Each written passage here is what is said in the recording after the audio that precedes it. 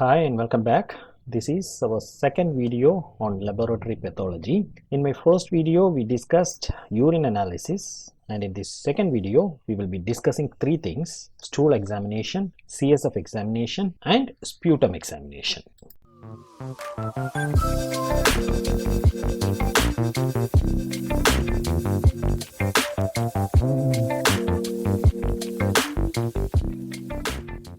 Let's start with stool examination first. Discussing collection and preservation, it is very important that patient should be properly instructed about the manner of stool collection. The sample should be transferred from a clean bedpan or a toilet to a suitable collection container. The container may be of disposable glass or preferably plastic. And there are certain precautions which should be taken here. Morning sample is preferable. The container should not be overfilled. This is to release any gas which accumulates. The specimen, as far as possible, should be examined within 1 hour. Warm stool is best for detecting ova and parasites, and if there is any blood or mucus in the stool, then that part should be included. As I told you, it is best to examine within 1 hour. If it is stored for more time, then preservation should be done with a formalin saline reagent. Moving on to examination, first we will discuss physical examination. Coming to quantity, quantity varies with diet. Normal is from 100 to 250 gram per day, and people on vegetarian diet have bulkier stool. Coming to consistency and form, normally stool is well formed. Extensive hardness indicates constipation. Passage of large, bulky, pale, frothy stool which floats on water is characteristic of steatorrhea. Steatorrhea is poor fat digestion. Flattened and ribbon-like stool indicates obstruction in lumen of the bowel. Semi-solid stool is indication of mild diarrhea or digestive upset. Watery stool is indicative of bacterial infections, and rice water stool is typical of cholera. Coming to color, the usual color is brown due to presence of stercobilin, which is a pigment derived from bilirubin. The abnormal colors include black, which may be due to bleeding from upper gastrointestinal tract, that is melena, or bright red, which is due to lower gastrointestinal tract bleed, example piles, or clay colored in obstructive jaundice, and may be white when barium meal studies are done. Coming to odor, stool has an odor, and that normal odor is due to indole and scatole formed by intestinal fermentation and putrefaction. Presence of blood and mucus in stool can be due to dysentery, which can be of amoebic or bacillary origin, or ulcerative colitis or neoplasms. Parasites or worms may also be present, like roundworm, pinworm, whipworm, etc. Moving on to chemical examination. Normal pH of stool is from 5.8 to 7.5. Stool is strongly acidic in case of excess intake of carbohydrates and strongly alkaline in case of excess intake of proteins. Blood in smaller amounts may not be detected by naked eye, and this kind of smaller amount of blood in stool is called occult blood.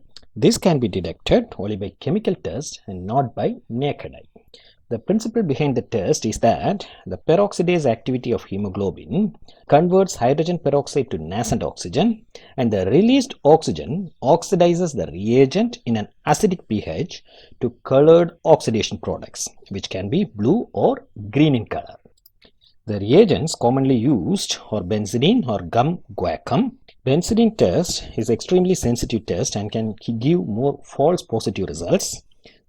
Gum guaiacum is the most reliable indicator. False positive results mostly occurs due to the presence of myoglobin or hemoglobin of red meat in meat diet, or it can be due to presence of vegetable peroxidases in horseradish, etc. False negative can be due to presence of vitamin C or other oxidants. Blood in stool is indication of neoplastic and ulcerative diseases of GAT or hookworm infection, or aspirin or indomethacin therapy. Moving on to microscopic examination, it is useful in detecting cells, crystals, vegetable matter, animal matter, undigested ingredients, fat, parasitic amoeba, etc. The preparations used for microscopic examination include saline preparation, Here, a little fecal material is taken on a slide, mixed with normal saline to make a thin emulsion, covered with a cover slip and studied. Grams iodine is used in place of saline in iodine preparation, and it is best for studying the nuclear structure of cysts. Stool concentration method is used to study ova and cysts. And in flotation method, the stool is mixed with zinc sulfate or magnesium sulfate, which has high specific gravity, so that the parasite floats in the solution. This is useful to concentrate cysts, larvae, and most helminthic eggs. In sedimentation method, the parasites are not floated, but they are deposited by centrifugation. This can be done by simple sedimentation or formol saline ether sedimentation. In simple sedimentation, piece of stool is mixed with saline in a tube and it is sieved through a strainer. The sieved contents are centrifuged and supernatant fluid is poured off. The deposit is resuspended in more saline, again mixed and centrifuged. This is repeated until the supernatant fluid is clear. The deposit is examined directly on the slide. Formol saline ether sedimentation gives good concentration of parasitic contents and is recommended for routine work, but this cannot be used to concentrate free living organisms because formalin kills the parasites. Okay, enough of stool examination. We will move on to the next topic now, that is CSF examination. CSF or cerebrospinal fluid is present within the subarachnoid space surrounding the brain and spinal cord. Its main function is to protect the brain and spinal cord. Also, it is the medium through which nutrients and waste products are transported between brain or spinal cord and the blood. CSF examination is useful in the diagnosis of meningitis, which can be bacterial, viral or fungal, encephalitis, malignant infiltrates like acute leukemia, lymphoma, etc., or subarachnoid hemorrhage. CSF is usually obtained by lumbar puncture using a lumbar puncture needle. The needle measures about 10 to 12 cm in length. It is a needle with a stillet. During the procedure, the patient is placed on his side at the edge of the bed with his knee drawn up and head flexed. The side is third lumbar space. Local anesthesia is used and the lumbar puncture needle with stillet is introduced slightly upwards and forwards at 5 degrees through the supraspinous ligament and interspinous ligament. At about 4 to 7 cm, the firmer resistance of ligamentum flavum gives way as the needle enters the dura mater. Then the stillet is withdrawn and the fluid which trickles down is collected in sterile containers. But this is done only after recording the CSF pressure. We will come to CSF pressure later. But anyways, after recording CSF pressure, about 6 to 8 milliliter of CSF is collected in 3 test tubes. Tube 1, where first several drops are collected, is for microbiological examination and culture. Tube 2, where about 2.5 to 3 ml of CSF is collected, is for biochemical tests and immunologic studies, and tube 3, where about 2 ml of CSF is collected, is for cell count, differential count and cytologic studies. I said CSF pressure is recorded before collection. Normally it is about 90 to 180 millimeter of water. Remember, 90 to 180 millimeter of water, not mercury. Elevated pressure is seen in conditions like meningitis, congestive cardiac failure, cerebral edema, etc. And decreased CSF pressure is recorded in conditions like dehydration, circulatory collapse, CSF leakage, etc. Coming to handling, CSF should be examined immediately, preferably within 30 minutes, because delay causes inaccurate cell count and decrease in glucose levels. Careful pipetting and handling of CSF by lab personnel is important because, remember, CSF is a very precious specimen because it is collected by an invasive procedure. So careful and economic handling of the sample is very important. Coming to examination of CSF, routine examination includes gross or physical examination, microscopic examination and chemical examination. In physical examination, the pH is determined, the color is noted. The color of normal CSF is clear and colorless. Abnormal colors include yellow, which can be due to subarachnoid bleed, jaundice or high protein content, orange due to a dietary hypercarotenemia. It can be brown due to meningeal metastatic melanoma. It can be red to orange in rifampicin therapy or pink to red when there is blood in CSF. The usual appearance is clear, but it can be turbid when there is increase in number of cells or bacteria, or smoky or opalescence when there is decreased amount of cells. Clot or coagulum is formed when the specimen of CSF is allowed to stand overnight. Delicate clot, which resembles cobweb with entrapped tubercle bacilli, is characteristically seen in tubercular meningitis, and coarse clot is seen in pyogenic meningitis. Blood-tinged CSF is often seen in subarachnoid hemorrhage or brain infarction. Coming to microscopic examination, here total leukocyte count is taken. A normal CSF specimen contains no red blood cells and contains 0 to 8 white blood cells per microliter, and these white blood cells are mostly lymphocytes. To count the cells, Fuchs Rosendahl or Levy's chamber with improved Neuber ruling is used. 1% toluidine blue or 1% crystal violet can be used. This stains the WBC without slicing the RBC, thus enabling to count both RBC and WBC in the same chamber. Dilute acetic acid can also be used, but this lyses the red cells, and so red cells will be counted separately. Cells in all 9 squares of Neuber chamber or 16 squares in case of Fuchs Rosendahl chamber is counted using low power objective. Coming to differential leukocyte count, it is possible to identify the leukocytes as polymorphs and mononuclear cells in counting chamber itself while estimating the total leukocyte count, but this is unsatisfactory. This method is called chamber differential.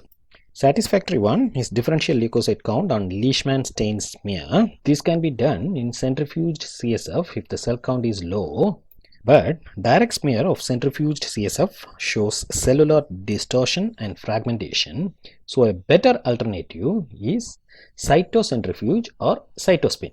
Filtration method also provides good cell recovery, but the drawback of this is it is costly, time consuming and needs technical expertise.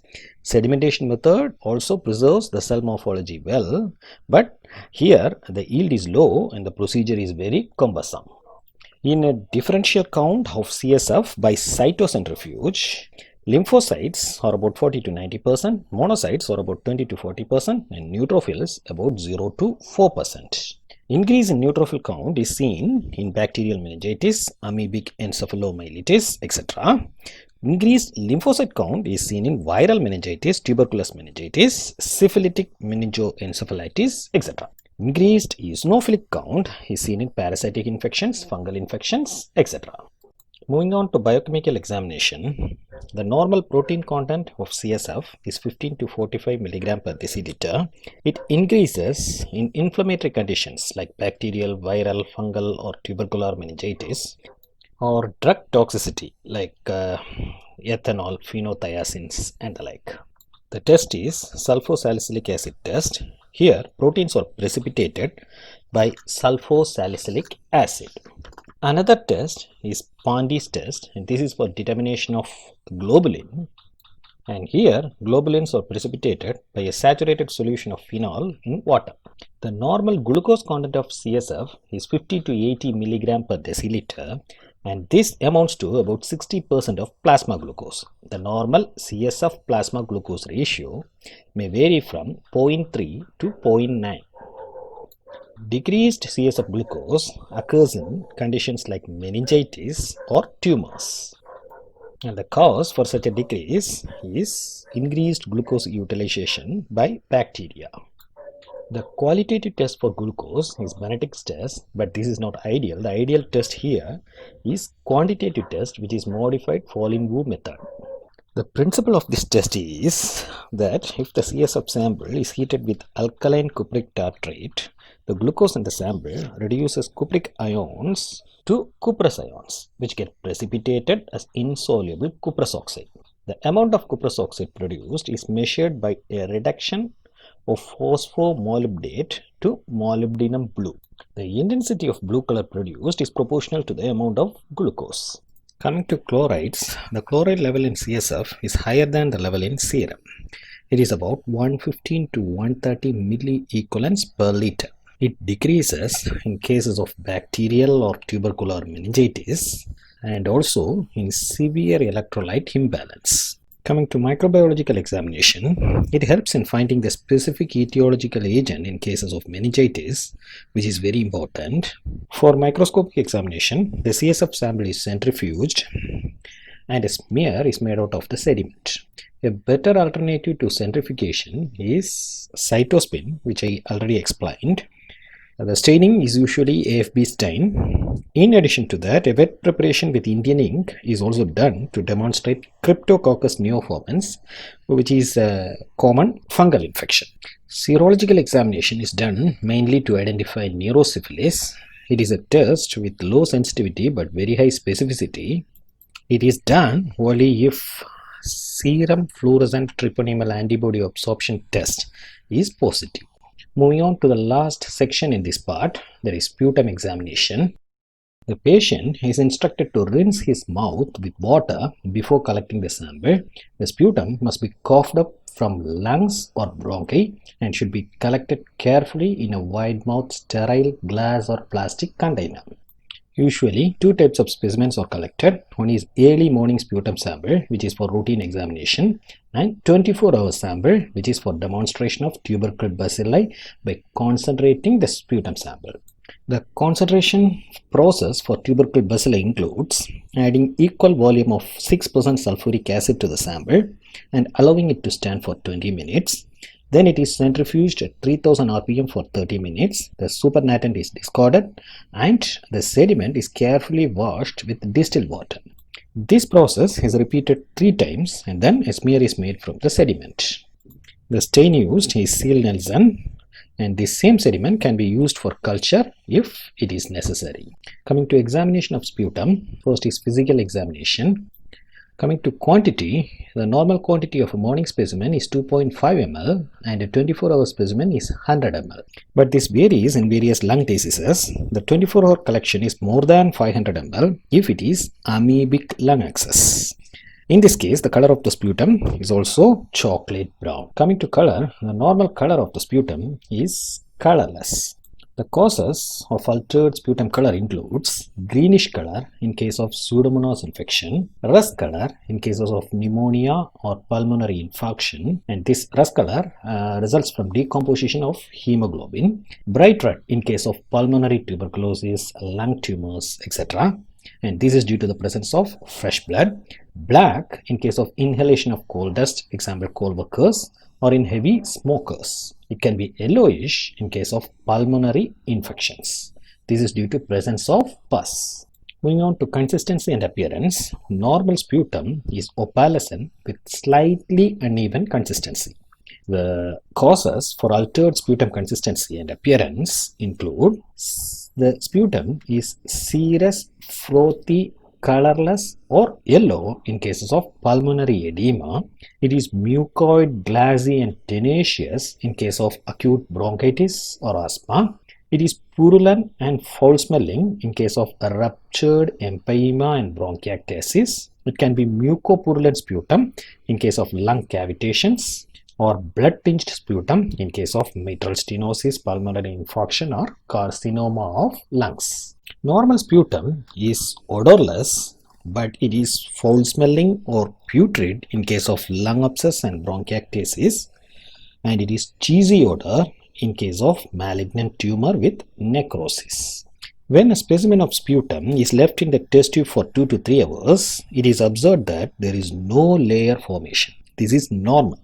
But when 2 or 3 layers are formed, with the top layer composed of frothy mucus, the middle layer consisting of opaque watery material, and the sediment formed by pus cells and bacteria, this type of layer formation occurs in cases of bronchiectasis and lung abscess.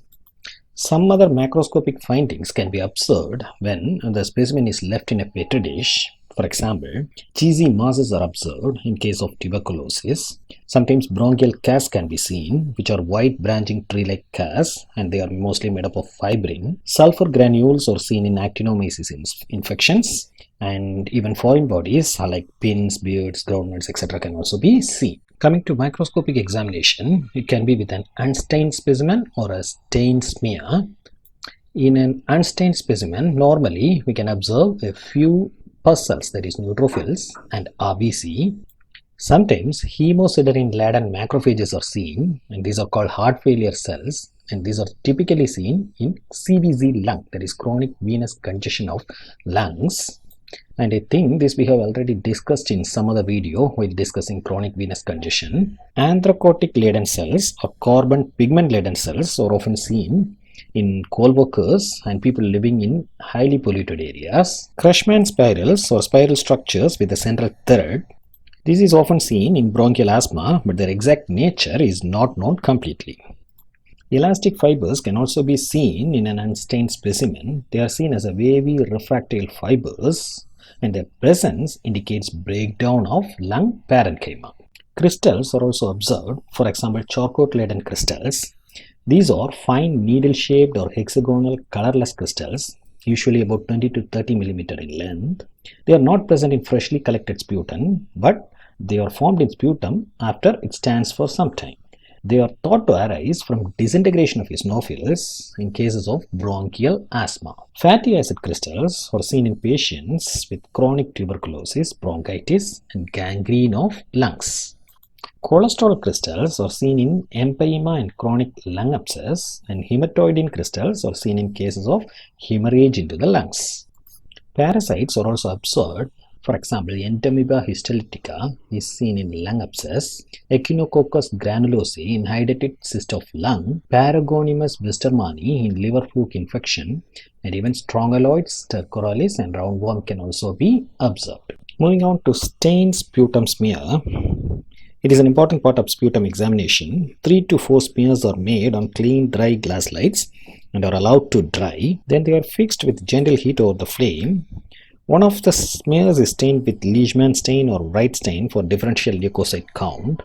The other smears can be stained with Gram stain or Seal-Nelson stain or acid-fast stain for tubercle bacilli. Coming to differential leukocyte count, a normal sputum contains a few neutrophils, few lymphocytes, and occasional eosinophils.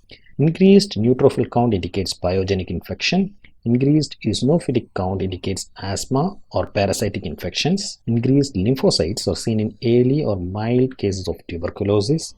Erythrocytes are not normally seen, but when they are seen, it indicates hemorrhage or bleeding into the lungs. And finally, culture studies can be done to identify the etiologic agent of infection.